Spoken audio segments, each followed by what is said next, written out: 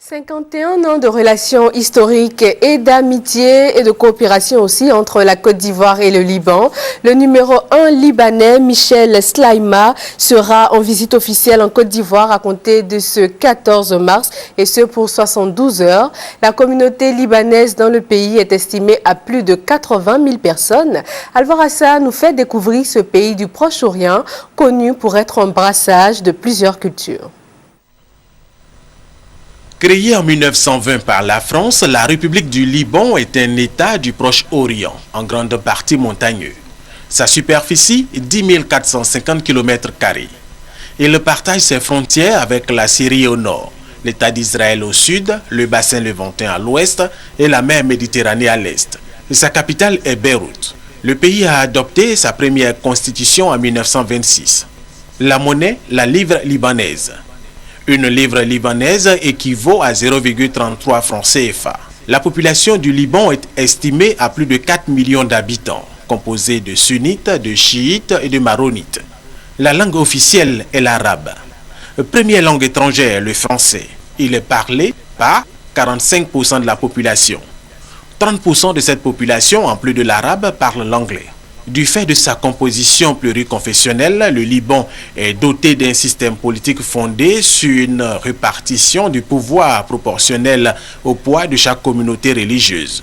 C'est le confessionnalisme. L'économie de ce pays est basée sur l'agriculture, le commerce, le tourisme, les services. Son emplacement géographique, sa richesse en eau, ses montagnes dominant le Proche-Orient, son ouverture sur la Méditerranée et son climat tempéré lui donnent une importance stratégique, économique, politique et même militaire. C'est pour cela qu'il a été le lieu d'un brassage de plusieurs civilisations et de cultures. C'est le président de ce pays, Michel Sleiman, qui sera les jours à venir en visite officielle en Côte d'Ivoire. Restons au Liban, le 11e président depuis l'indépendance du pays, Michel Sleiman, précédemment commandant de l'armée, a accédé à la présidence en 2008. Marie-Laure Ungoran pour un retour en images sur la carrière politique et militaire de l'homme. Le général Michel Sleiman est le 11e président de la République libanaise depuis l'indépendance du pays en 1943.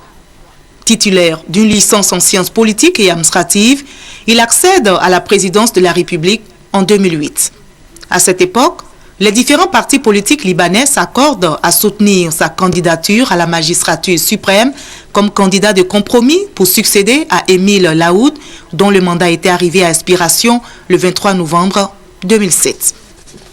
Mais son élection sera maintes fois reportée à cause des profonds désaccords politiques entre la majorité parlementaire et l'opposition. 25 mai 2008, le Parlement lève l'équivoque, considère que les fonctions de commandant en chef de Michel Sleiman ne lui interdisent pas de devenir président de la République et l'élit par 118 voix sur 127, ce qui met fin à 6 mois de vacances de la présidence de la République libanaise. Sa carrière militaire, il la débute en 1970. À l'école militaire du Liban, il suit une formation et obtient le diplôme de sous-lieutenant.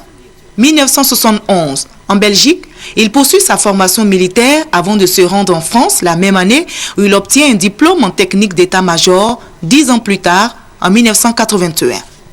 Michel Sleiman a occupé plusieurs postes de commandement au cours de sa carrière militaire. Sa dernière nomination, 21 décembre 1998, date à laquelle il est nommé commandant en chef de l'armée libanaise.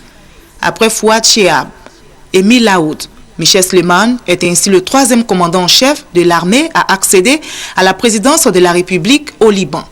Le président libanais, qui maîtrise 2 langues étrangères, l'anglais et le français, est marié depuis 1973 et père de 3 enfants.